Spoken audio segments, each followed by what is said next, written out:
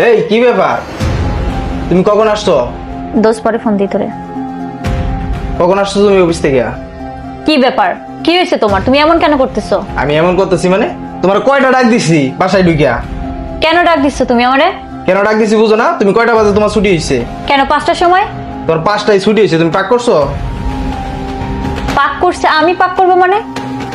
কে পাক করবে? সারাটা বাসা এলোমেলো করে রাখছো।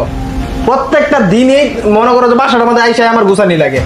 আর তোমার 5টায় ছুটি হয়েছে, পুরো বাসাটা এলোমেলো করে ধুয়ে দিছো তুমি। তুমি কি করছিলে?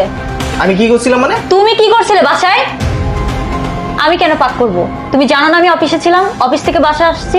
তুমি কেন পাক করে রাখো নাই? কি আমি কি কাজ করি না? কি কাজ করো তুমি? সারাদিন তো পারছো ঘরে বসে থাকতে, দোকানপাটে যাইতে। আর কি কাজ করো? আমার আর কোনো কাজ নাই। না, তোমার আর কোনো কাজ আমি দেখি না তো।